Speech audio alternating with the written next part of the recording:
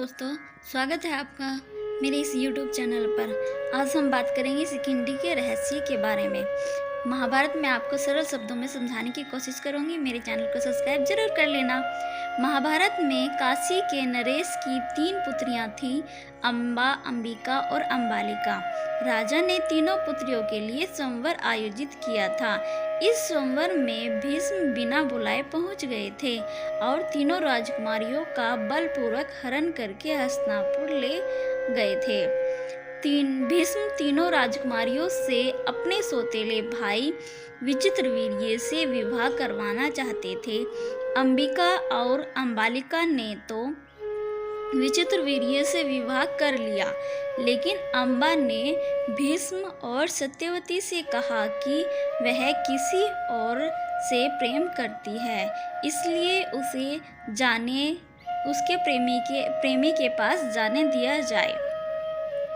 अम्बा की बात मानकर भीष्म ने उसे उसके प्रेमी के पास पहुंचा दिया, लेकिन अम्बा के प्रेमी ने उसे अपनाने से इनकार कर दिया। वहां अम्बा फिर हस्तिनापुर पहुंच गई।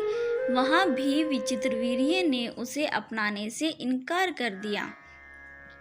इसके बाद अम्बा ने भीष्म से विवाह करने को कहा। इस पर भीष्म ने कहा कि मैंने आजीवन ब्रह्मचारी रहने की प्रतिज्ञा की है, मैं विवाह नहीं कर सकता। इस तरह हर तरफ से निराश होकर अम्बा हस्तिनापुर से निकलकर परशुराम के पास पहुंची। अम्बा ने परशुराम को पूरी बात बताई और भीष्म से बदला लेने का आग्रह किया।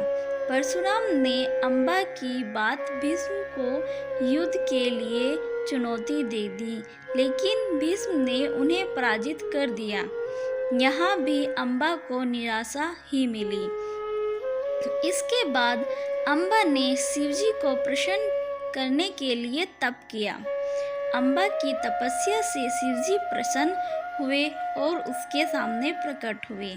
तब अम्बा ने शिवजी से कहा कि मुझे वर दीजिए कि मेरी वजह से ही भीष्म की मृत्यु हो।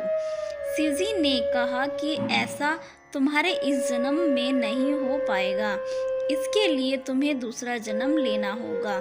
ऐसा कहकर शिवजी अंतर्ध्यान हो गए। अम्बा ने भीष्म से बदला लेने के लिए अपना जीवन समाप्त कर दिया। अगले जन्म में अम्बा शिखंडी के रूप में राजा द्रुपद के यहाँ जन्मी। राजा ने राजकुमारी का पालन पुरुष की तरह ही किया था। एक यक्ष से वर पाने के बाद शिखंडी पुरुष बन गई थी। जब महाभारत युद्ध हो रहा था, तब शिखंडी अर्जुन के साथ उसके रथ पर सवार होकर भीष्म के सामने पहुंच गई। भीष्म स्त्रियों पर प्रहार नहीं करते थे। शिखंडी भी स्त्री से पुरुष बना था, इस वजह से भीष्म ने उसकी ओर प्रहार नहीं किया। अर्जुन ने शिखंडी को ढाल बनाकर भीष्म पर प्रहार करना शुरू कर दिया। कुछ ही देर में अर्जुन ने भीष्म को पराजित कर दिया। भीष्म बाणों की सैया पर आ गए। शिखंडी ही भीष्म की मृत्यु का कारण बना। वीडियो देखने के लिए आपका हार्दिक धन्यवाद। अगर आपको मेरी वीडियो अच्छी लगी तो प्लीज़ वीडियो को लाइक करें और मेरे चैनल को सब्सक्राइब कर और बेल आइकन में ऑल प्रेस कर सेट कर ले। मेरा 1K सब्सक्राइबर टास्क कंप्लीट करने के लिए मेरा सहयोग करें। आपका वीडियो देखने के लिए हार्दिक धन्यवाद।